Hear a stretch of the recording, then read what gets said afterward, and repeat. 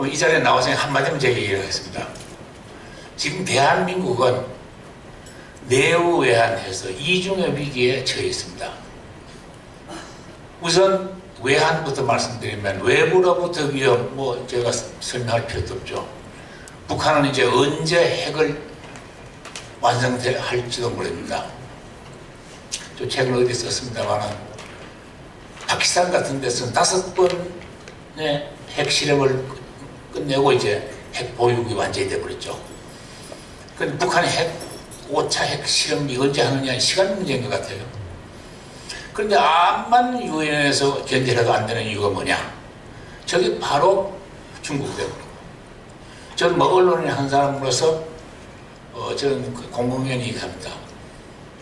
우리 정부나 기업인들은 중국에 대해서 비판하는 게 좀 어렵겠지만은 언론은 그렇지 않다. 언론인들은 중국을 굉장히 비판해야 되겠다. 그걸 내가 느낀다. 그냥 후배들 보고도 그래. 또 저 자신도 그렇게 할 작정이에요. 가만히 보니까 중국의 하는 그 행동이 좀 여러 가지 문제가 있어요. 그야말로 대국으로서는 큰 문제가 있습니다. 옛날에 이 동서 분쟁 초기에 이 미국의 유명 캐넌이라는 아주 참 유명한 이 전략가가 있었는데 이분이 소련에 대해서 어떻게 분석했는가 하니까 소련은 과거의 그 슬라브 민족으로서의 러시아 시대의 그 팽창주의 플러스 공산주의 이념이 합쳐가지고 도저히 종잡을 수 없는 행동을 하기 때문에 저거는 봉쇄하지 않으면 된다. 그런 진단을 내렸습니다. 그런데 이번에 보니까 중국이 과거에 여러분들 우리 역사에다 체험을 했습니다만은 청나라 시대 때 혹은 모택동 초기 때까지의 중국 영토를 끊임없이 팽창시켰죠. 오늘날 중국이 인구가 13억이라고 그럽니다만은 소수민족이 1억밖에 안 되지만은 그 소수민족이 차지하고 있는 국토의 면적은요 한 5분의 2 정도 됩니다. 저 북쪽에 내몽고 자치구에서부터 운남선까지 이 벨트가요 옆에 신장 위구르 지역 티베트까지 그 벨트의 그 광대한 지역에 그걸 차지하고 있는 겁니다. 그게 전부 다 중국이 정복으로서 얻은 땅들이에요. 티베트 같은 거 지금 말씀입니다만은 우리 6.25 한국전쟁 당시에 쳐들어가가지고 그걸 확보한 땅입니다. 그리고 여러분 알다시피 남중국해에서 요새 그 중국이 하는 행동을 보면요. 도저히 대국이라고 하기 어려운, 다시 말씀드리면 아까 조지 캐넌이 진단했듯이 절복이해라 그러면은 과거 중국식 그런 대국주의 플러스 거기다 또 공산주의까지 합해가지고 어떤 사람은 그런 얘기합니다. 중국의 병법에 손자병변이 뭔지 아느냐? 그 전부 속이는 거다 이거죠. 상대방을 속이는 거다 이거죠. 물론 작전을 하려면 양동작전도 해야 되고 해야 되겠죠.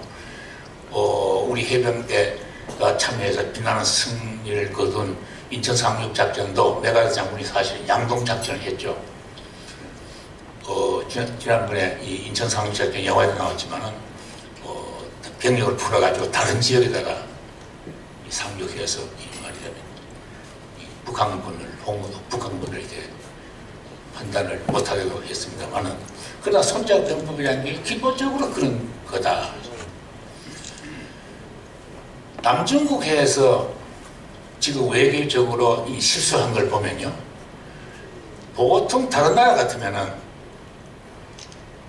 아마 총리나 외교부장 바뀌는 건 말할 것도 없습니다. 그렇게 바뀌어야 될 그런 외교적 큰 실책을 한 거예요. 남중국의 그 넓은 땅을 전부 다 자기들 넓은 바다를 자기들 바다라고 그랬다가 이번에 중재재판소에서 아니다. 그건 아니다. 딱 판결이 난 게 얼마나 국가적인 망신입니까? 그런데 지금 막 무력시위를 하고 있습니다.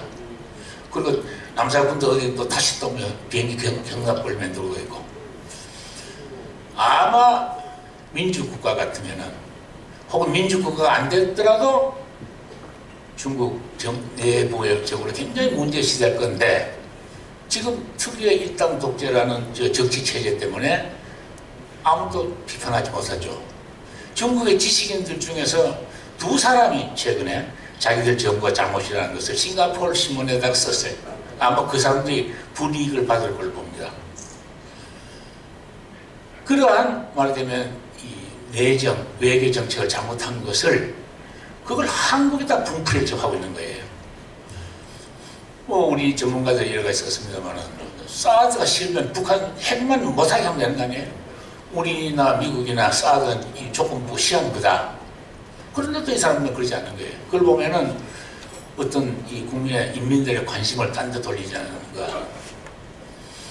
또 하나 이제 지금 현재 아주 이 경계선에 와 있습니다만은 과거 공산권이 무너질 때 제가 이 기회에 지금 간단히 끝내겠습니다. 과거 이 공산권이 무너질 때 소련이 무너지고 그 동구권이 다 무너졌는데 북한이 어떻게 살아나느냐? 그 중국 때문에 살아난 거예요. 중국이 없었으면 아마 오늘 북한은 없었을 겁니다. 지금 바로 그런 또 위기에 와 있어요. 그런 위기에 와 있는데 지금 중국이 또 옛날식으로 되돌아가가지고 북한 핵을 보유해가지고 자기들 동맹국을 삼을 건지 아니면은 유엔에서 결의한 그 대의에 따라서 핵무장을 못하게 할 것인지 만약에 북한 핵이 이 기정사실화 된다면은 일본도 핵무장 안 한다는 보장이 없습니다. 그리고 우리나라에서도 핵무장 하자고 아마 강력하게 나올 거예요. 그러면은 동북아는 엉망이 되어버린 거죠. 가장 우리한테 바람직하지 못한 것은 뭐냐? 우리는 미국하고는 동맹국가고 중국하고는 전략협력 관계에 있습니다. 그러면 두 나라 사이가 좋아야 되는 겁니다. 우리는. 그런데 이게 아주 어려운 입장에 빠지는 거예요. 제가 시사 해설을 하려는 게 아니고 이러한 외우 그 다음 내우 외환 내우는 뭐냐? 지금 여러분 알다시피 사드 때문에 지금 야단 법석 치는 거 아닙니까? 사드가 전자파가 문제가 없다고 그랬는데 반대로 하면 어떻게 되는 겁니까? 그럼 어딘가를 갖다 놔야 할 텐데 그러면 거기에 묘한 불순 세력들이 지금 잠재가 되어 있습니다. 이런 내우 외환의 이중 위기에서 우리 신동설 발행인이 지금 추진하고 있는 지금 이 무적 해병 신문은 우리 해병 전우들 현역이 있을 때는 싸움으로써 조국에 적을 하지만 앞으로 우리 위기를 극복하는데 우리 사회의 중추적이고 핵심적인 역할을 하는데 거기에 필요한 정보, 이론 이런 거를 제공하는 큰 임무를 띄고 있습니다.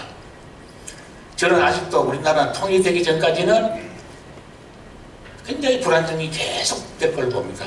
그런 점에서는 계속 말하자면 이 해방 직후부터 오늘에 이르기까지의 그러한 위기 상황이 계속 진행될 걸로 봐요.